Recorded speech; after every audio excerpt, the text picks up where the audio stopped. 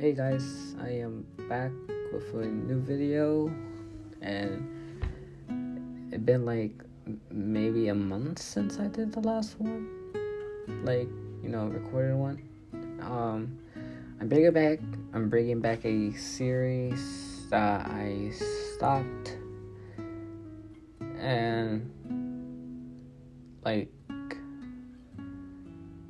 it's been like maybe 8 or 7 months since I last did this what if.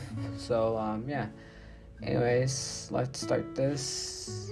What if Kakashi adopted Naruto? So let's get into it.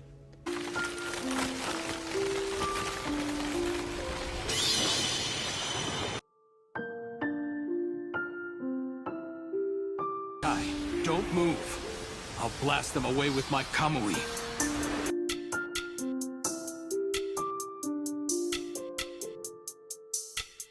Kamui Lightning Blade! Kamui!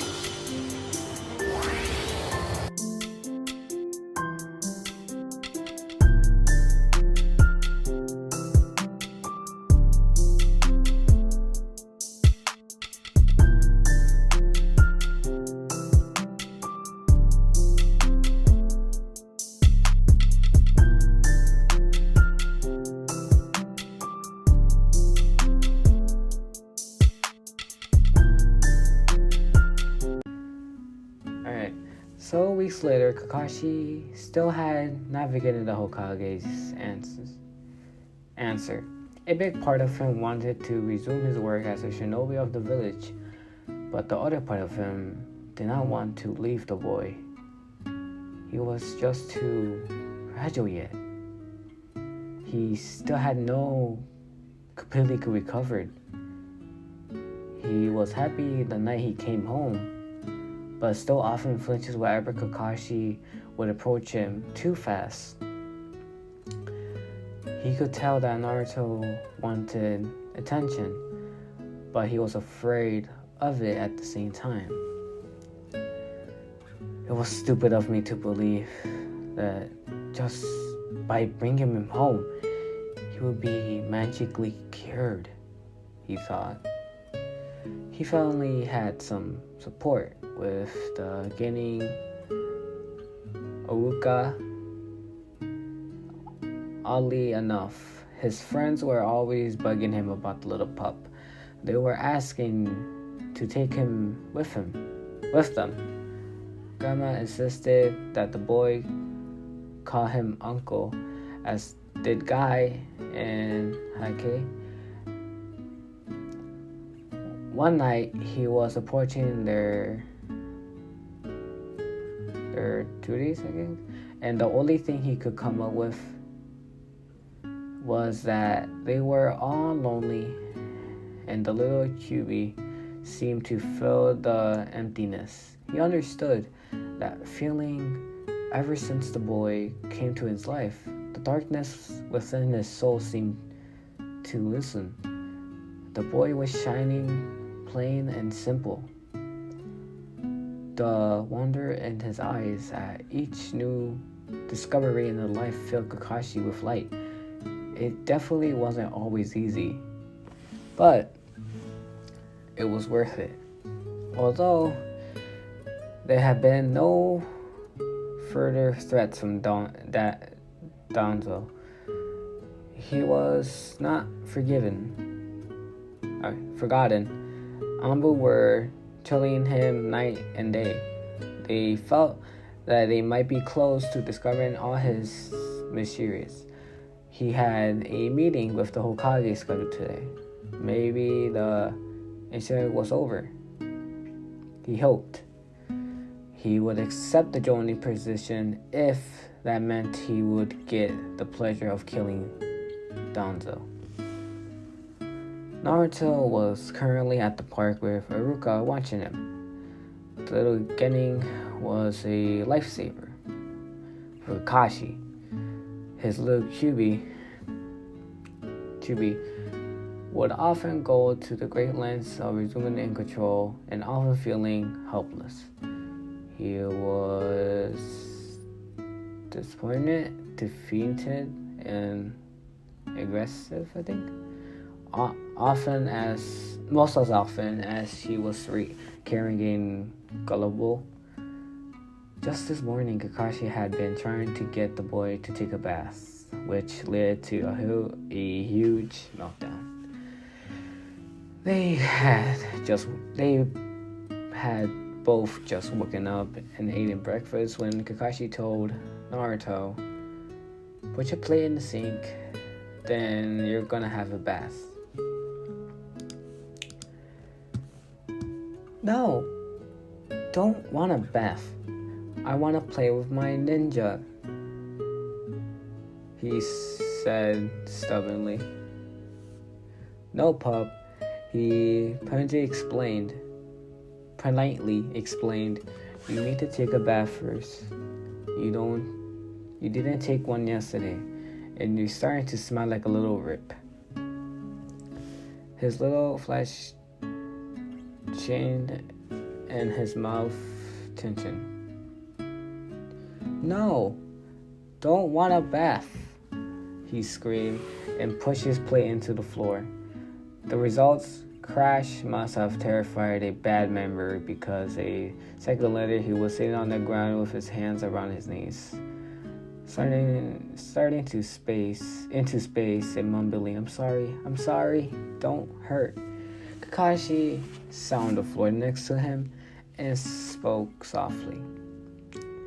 Take a big breath, nice and slow, son. No one is hurting you. You are safe here. You are just reminding things that happened before. It is okay. It happened to Daddy sometimes too. Look around, son. Do you see me?"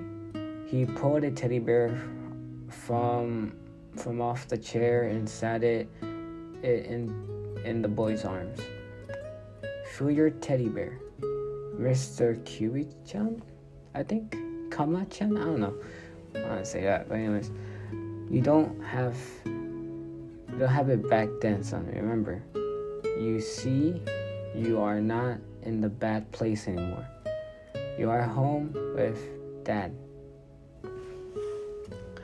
Naruto lifted his hand, and as he stroked the soft fur, Kakashi's gentle voice began to speed in, dragging him back to the real world. His body relaxed, blinked, and looked up at the nin with a frown. Kakashi could see the questions and anger in his eyes. He wiped the boy's face with his hand, put his arm around his shoulder. "You can ask me anything, and I try to answer. Son, why Dad? Why they hurt me? Why they hate me?" asked the little boy. How can anyone answer that question? Why are some people cruel? He thought. I don't know. Sometimes people do mean things for no reason. Sometimes they are hurt or scared and just want others to feel the same pain. You have never done anything wrong. You're a good boy, and you deserve love. I will not let anyone hurt you again. You are safe with me. He looked around at the broken pieces of the plate on the floor. You're not mad? I was bad and broke the plate. You hate me, Dad? His eyes filled with tears at the thought, and his hands rumbling the bear nervously. Kakashi sat the boy in his lap and stroked his hair. No way, pup. It's okay to get angry. Breaking the plate was a naughty thing to do, yes. But that does not mean that you are a bad boy. I still love you no matter how many plates you break. However, that does not mean I want you to store our things. You meet boundaries. What's that? Asked the little boy. Boundaries are rules that parents make for their children to keep them safe. It is a way of saying I love you and care about your well-being, and teaching consequences to your actions. It will help you become a good man. Huh? It means you'll get a timeout if you misbehave, he said dryly. He was relieved when Iruka showed up. Naruto really seemed to like the boy and wasn't afraid of him. They both could sense the beginnings in hate, kindness, and communication. When Kakashi let him in, he told him about the bath and the accident after. Iruka then walked into the apartment with a big smile for the Chubi. Hey, little brother, do you want to go to the park today? Maybe you can find some of your friends to play with. Oh, I said, find some friends for you to play with. Brother, you're here. Naruto's face lit up as he jumped up and ran into the older brother with a huge smile. He had started calling the boy brother from the moment he met him. We go now to the park? He wiped his arms around the boy's waist and hugged him. Iruka shyly hugged him back, then said, You and me ate a bath today. Do you mean to take one now or when we get back? If you decide to do it later, you can't change your mind and refuse, okay? After, please, Iruka, don't wanna take one now. I'm gonna just say this. I have to do like a little kid voice because Naruto is a child, like a little child in this thing. So yeah. After is fine, he said. But look at what I brought for you. He reached into his bag and pulled out a big bottle and bubble bath. He fronted the Chubi's blonde hair and handed him the bottle. Put it in the bathroom and we'll go. Iruka took the boy to the park to play with Kiba, allowing Kakashi to unwind for a while. Before they left, he summoned Gonto and Shumpa to go with them. There was no way he would leave this pup with just beginning to guard him. Naruto was really sensitive to his feelings, so he needed to change before the boy came home. He was currently cleaning the apartment when he caught off a whiff of something unpleasant. Mora. He found it under the boy's bed. Naruto was holding the food again. With a small sigh, he cleaned up the food. Hopefully the Chubi would soon realize that Kakashi would not shave him once. He finished cleaning. He left the apartment. He had to meet with some of his old comrades in the Ambu. They had important things to discuss, especially a cheerleader named Danzo. Naruto searched the park till he found Kiba. He ran over to him and yelled, Kiba, Kiba, there you are. Play with me, Kiba. They played happily for quite some time, and then they began to rank house with each other. Eventually, Naruto got hurt, which caused him to get mad and yell constantly, You mean, Kiba, I hate you. Iruka came over and shouted the upset boy while Naruto on angrily. Once the boy was calm, Iruka turned to Naruto and took him by the hand and lead him to the tree and pulled him out of kunai to stab a chunk of bark from the tree. Okay, I'm gonna be honest, when I was reading that, I thought it was supposed to be something else. But anyways, you see this hole? He asked. The tree will never be the same. When you are angry and say mean things, it makes a scar like this tree. You can say you are sorry, but the scar remains. Naruto, friends are very precious. They will make you smile and be happy. They will help you to be successful. They open their hearts to you. Uruka drew him into his arms and hugged him. I know you were hurt, but knowing what it feels like to be hurt is exactly why we try to be kind to others. Ninjas in Konoha must have a will of fire, Naruto. The strong will to protect Konoha. Because of that, well, everyone in the village is family. We will protect our family, not hurt them. That's what the Hokage taught me. That mean Kiba my board too? I mean Kiba to be my brother like you? Naruto ran off to apologize to a quick-tempered Izuku. Doku? I don't know. They began to play in the sandbox when Naruto heard his name called. He turned around to see his teammates Muzika and Yume approaching him. I think that's what it says. Anyway, so with a good intended wave, Mizuki said, "Hey there." Oh wait. Hey, there you are. Where you been? We've been doing all kinds of D-rank missions without you, and you haven't been to any of our training sessions.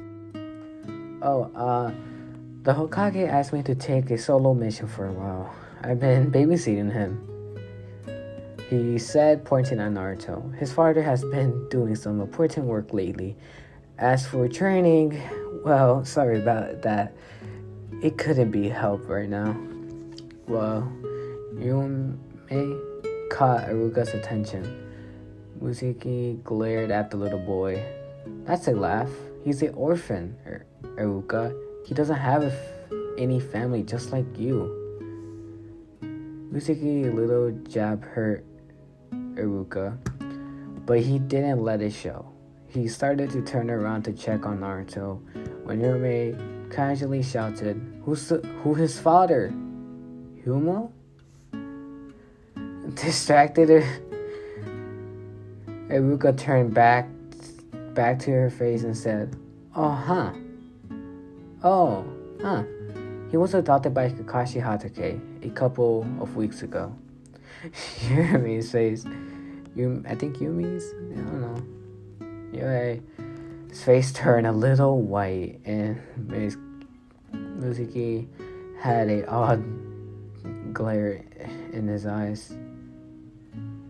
They both said, the famous Binin, Kakashi of the Sharingan? They are really acting odd, thought Aruka. They pretend him with a question every time he tried to turn around, just to be beginning to get suspicion. He heard Kiba cry. He twisted his body to see the boy lying on the ground, and Naruto launched himself at a larger boy. It was Yumi's little brother. Naruto had somehow knocked the boy to the ground and was sitting on his chest, punching, scratching, and screaming with all his might. Kakashi Ninken began to bark furiously. Aruka pointed at them. You get to them and you get Kakashi. I handle this. The Gani ran over and pulled Naruto off the boy. He tried to unlatch at the little boy, but Aruka pushed him away. What's going on here? He yelled. Why are you fighting with a 3-year-old and a 4-year-old? He started it. He sadly pointed at Naruto. The little punk thought he was tough and could take me on. Yume came over and put her arms around her brother and glared at Aruka. That's not true, yelled Kiba, getting up angrily from the ground. That boy came over and tripped Naruto on purpose. Then he laughed and said he deserved it. That boy called Naruto a little demon and said he shouldn't come where he wasn't wanted and leave the park, then never come back. Then he pushed me down when I told him to leave us alone.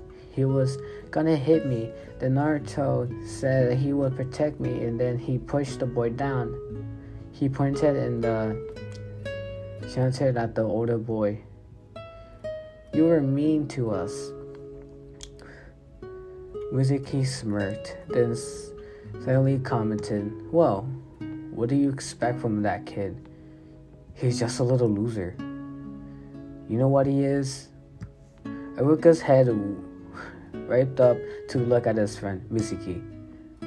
Don't be that way.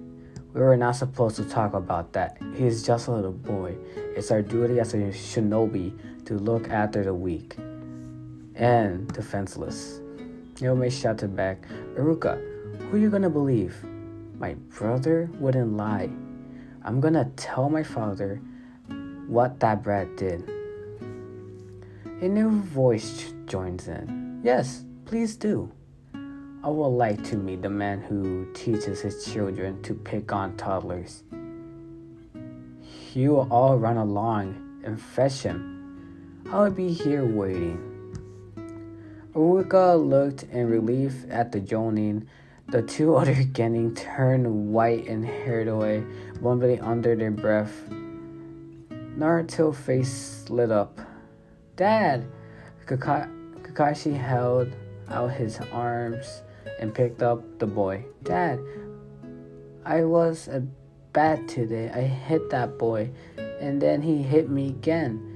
Iruka said we were supposed to be friendly with everyone in the village. You're not bad, little brother, said Iruka, looking at him. You were protecting your friend. That is the will of fire. Naruto's face scratched up and got anxious. You're not mad at me, Dad. Do people at my old home says that I'm supposed not to touch no one? Kakashi ruffled his hair and said, You do not live there anymore, pup. You live with me now. Your name is Naruto Uzumaki Hatake, the son of Kakashi Hatake. You live by my rules now. And my rules state that anyone who's abandoned their friends is trash. I am proud of you being brave and standing up for Kiba. It is not good to hurt people in our village, but it's worse to allow someone to harm your friends. Iruka and Kakashi let the boy play for a while longer till Tsuzume showed up. The two then walked the boy home. Iruka could not help but notice the mean glares he kept giving from the villagers. He glanced down at the boy and felt bad. He was walking with his shoulders hunched and his head down. The boy was too young to experience this. Hey, little brother, want to learn a great ninja song? Ninja song? Wow, yeah. It goes like this. We are fighting dreamers, heading for the top. Fighting dreamers, fighting without care of our presence. Fighting dreamers, fighting for what we believe in. Oil, oil, oil. Oh, just my way. I think oil, I don't know. You learn that song and sing it loudly, little brother. Someday, if you want to, you will be shinobi of the land of fire. Hold your head up and with pride and ignore everyone. Someday, they will see you for what a awesome guy you are. Where's it? The fuck down? By the time they had arrived at the apartment, Naruto felt better. Kakashi didn't didn't. Kakashi didn't, sorry. The boy sang the song really loud all the way home. His ears were ringing. He gave Kakashi a look to the beginning, who blushed and sadly scratched the back of his neck nervously. Sorry, he mumbled. Kakashi left soon afterwards to meet with the Hokage. Then went to a very secret meeting with several Anbu members. They were finally drawing up the plans for Danzo's problem. He had accepted the position as a jonin for the leaf so he could be involved in the missions even though he was no longer an Anbu. He was placed in charge. Danzo was so going down. The biggest problem was how the man was powerful, so they couldn't just make him easily disappear. The four Anbu, Cat, Bear, Cunning, and Weasel that sat at the table were very familiar to Kakashi. He had worked with most of the some point of or other. He had been admired to the cat. Not long ago, he trusted the man with his life. Weasel was new, a very young but talented. He had a guard and gentle with Danzo too. To settle with Danzo too. Apparently, the old man had threatened the Uchiha clan. Cat leaded forward. The Hokage can send Danzo out on a domestic mission somewhere, and he could be amassed by some rogue nin. Killed by some rogue nin. Sorry. Fuck, I'm missing all my words. That's what I get for not reading for so long. But anyways, Karen, I don't know. What about poison? Kakashi shook his head. It would be difficult to infinite his household to get the poison and then somehow ensure he takes it and no one else. The man is very apparent shinobi. He would mostly likely to declare the poison even if we did manage to get it in his house. Detect. And again, Danzo would be alerted to us. Kakashi remembered them. Remember, he had to lose the support of the people for this mission to be success. Weasel spoke quietly. The question we need to ask ourselves is, how do you get the people who are loyal to you to do this spurt to you? There are so many who support his mentioned ideas within the council. Beard's deep voice rumbled. Prove Danzo to be a traitor. Publicly outsell him. Otsun? I don't know. Kakashi shook his head.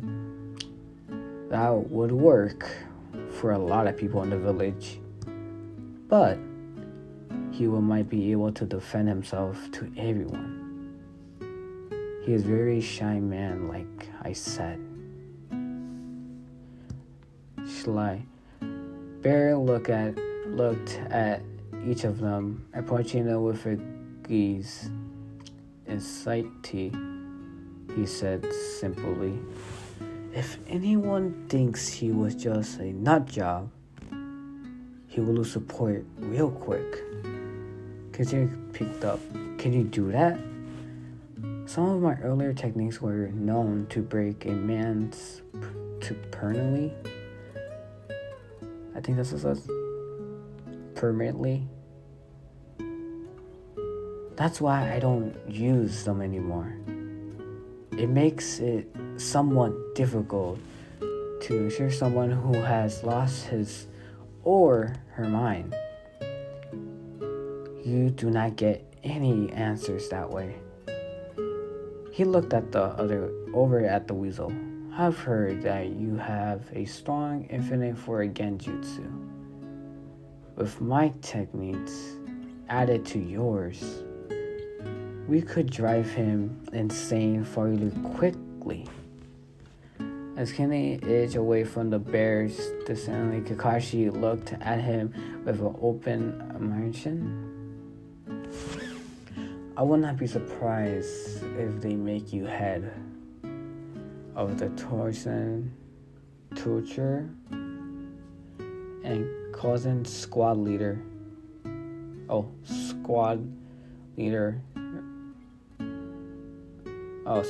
The head of leading the squad real soon, my friend. Kanzo laughed. Yeah, because you suck as a regular Ambu. I mean, really, you are almost 6.5 feet tall. No one in this village is close to your height. Kinda hard to be anonymous. Oh, shut it, Canine, the bear said while smacking the nin on the back of her head. So, what we meet is a nice public arrest. I will use your genjutsu skills after I have wounded him down. Weasel. While Danzo was a trial, he will be placed deep within the confines of the Ambu headquarters, and under my care, we will have him gobbling like a bodum inside of a week. He gave a dark chuckle, then slammed his hands together and rubbed them in. This is gonna be fun. Kakashi looked at him gravely. Don't make the mistake of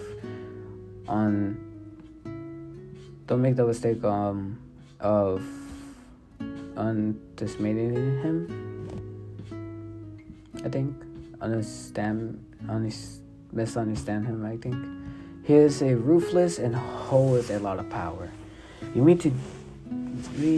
do not even know the fullest extent of the rule, how far it reaches. I'm waiting on one more report from the Hokage. Then we begin on this mission. Well, Weasel nodded. He is all that, but... I lost it. Shit. I lost where I was. Okay, found it. But he still needs to die before something worse happens. Things are gonna get dear within my clan due to this interference. Kakashi dismissed everyone save for the weasel. Once everyone disappeared, he led towards the young Ambu. What's going on? Weasel moved the mask and spoke. I believe that my clan is planning to cope defeat with Danzo. He has approached me on several occasions and has even threatened the life of my little brother. He has yet to speak directly about anything, but I am quite dependent at reading between the lines. This is very serious, Itachi. Have you spoken with the Hokage about this? Yes, we have spoken. The Hokage is trying to work with my clan, but I believe that it may soon be too late. You do realize that what would happen if it comes to pass? Kakashi's face grew somber. It will tear the village apart, then lead to a war. Exactly, said Itachi. You need to move as soon as possible. Kakashi got up to leave at Itachi's nod. come by my place. We can discuss this further after we get rid of Donzo. I should be getting the last information tonight, and then we make our move. As Kakashi walked home, he stepped lightly. His mood could not get any better. He loved being a shinobi for the Konoha cage, I don't know, Konoha. Maybe he should consider the Hokage's offers to become a sensei. That way he could be with his son and still work as a nin, as long as he didn't get any idiots forgetting. Too bad Uruko's already had the sensei, he thought. So this is where I'm gonna leave it off. So yeah, this is like a I didn't make this, so this whatever will come out faster than the other ones because I actually make the other ones, and yeah. So the other two what else I'm doing, those will probably come out like maybe around like 3 days or ish, something like that, 3 days or 4 days. Making a new one, but that new one's not gonna come out like maybe like next month ish. I don't know, bro. When I have the time I do this, and yeah. Catch you guys later, and yeah, see ya.